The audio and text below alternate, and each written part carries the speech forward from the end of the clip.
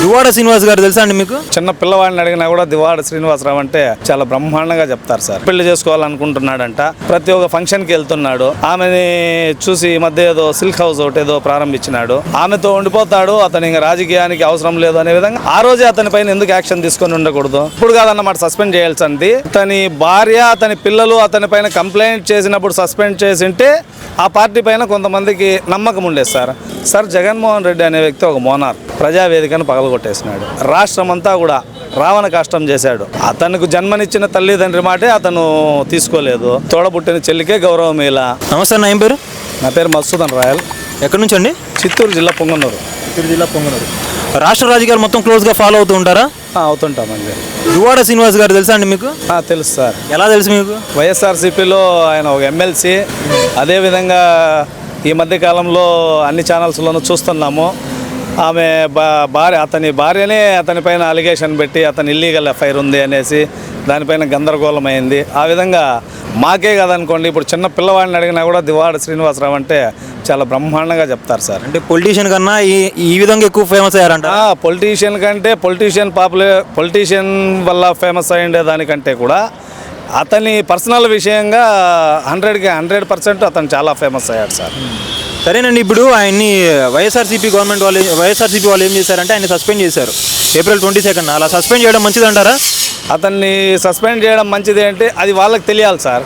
అతను ఏం చేస్తున్నాడు అనేది అతన్ని ఇప్పుడు కాదన్నమాట సస్పెండ్ చేయాల్సింది. అతని భార్య, అతని పిల్లలు అతని పైన కంప్లైంట్ చేసినప్పుడు సస్పెండ్ చేసింటే ఆ పార్టీ పైన కొంతమందికి నమ్మకం ఉండేది సార్.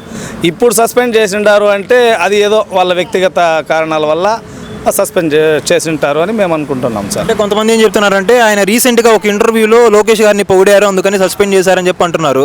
అలా ఏమైనా అవకాశం ఉందంటారా? సార్, లోకేష్ గారిని దువ్వాడ శ్రీనివాసరావు పొగిడినంత మాత్రాన అతన్ని సస్పెండ్ చేస్తారు అనుకునేది చాలా పొరపాటు. ఎందుకంటే లోకేష్ బాబు గారికి అతనికి ఏమీ సంబంధం లేదు. అతడు లోకేష్ బాబు గారిని తిట్టినాడు అనేసి ఎమ్మెల్సీ ఇచ్చారు కదా. ఇప్పుడు లోకేష్ బాబు గారిని పొగిడినాడు అంటే అతన్ని పెరికేసినారు అంటా ఉన్నారు. అదేవిధంగా తెలుగుదేశం పార్టీ వాళ్ళని పొగిడే వాళ్ళు ఉంటే పదవులు ఇచ్చేది, తిట్టే వాళ్ళు ఉంటే పెరికేసేది అంటే ఆ పార్టీనే కదా సార్.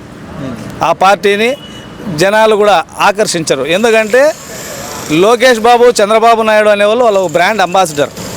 వాళ్ళ గురించి చిన్న పిల్లల్ని అడిగినా కూడా ఈరోజు రాష్ట్రంలో ప్రతి ఒక్కరూ చెప్తారు. ఎందుకంటే అభివృద్ధికి బ్రాండ్ అంబాసిడర్ సార్ వాళ్ళు. అసలు ఒక ఎమ్మెల్సీ స్థానంలో ఉన్నటువంటి రాజ్యాంగబద్ధమైనటువంటి హోదాలో ఉన్న వాళ్ళు ఇటువంటి పనులు చేయొచ్చు అంటారా?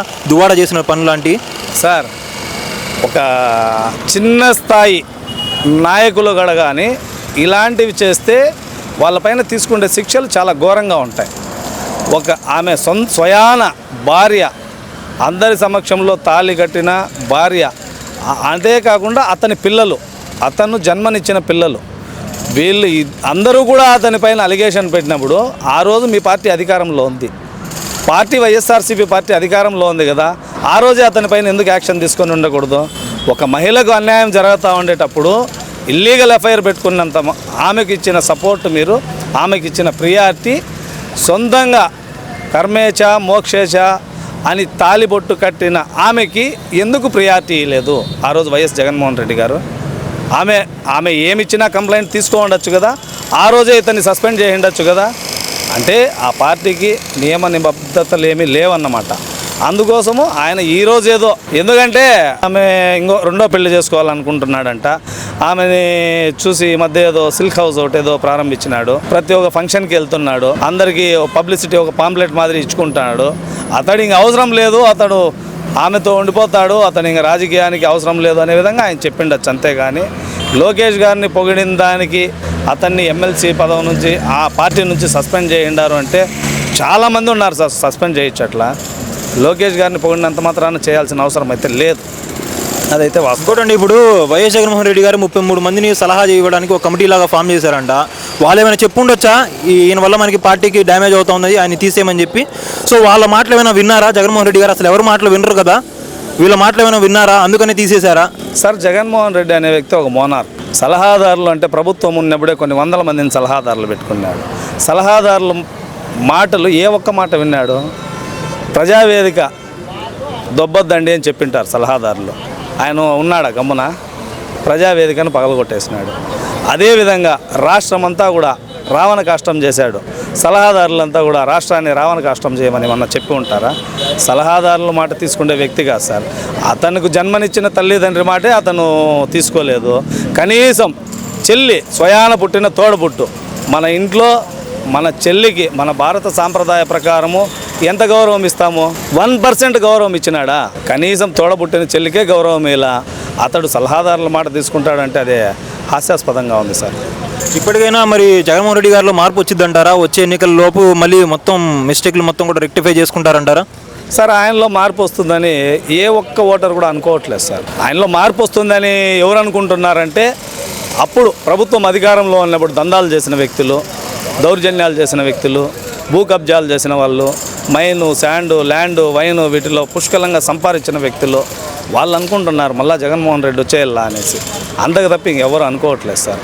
మొత్తంగా అయితే దీనిపై మీ అభిప్రాయం ఏంటండి? అసలు కరెక్టా రాంగా దువ్వాడ గారి విషయంలో ఎప్పుడు స్పందించుంటే మంచిది, ఇప్పుడు స్పందించడం ఎలా తీసుకోవాలంటారు?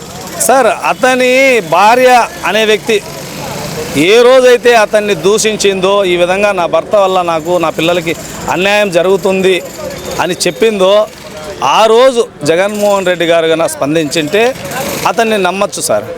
అంతేగాని ఇప్పుడు ఏదో చేసినాడు అంటే అది తప్పు సార్. అది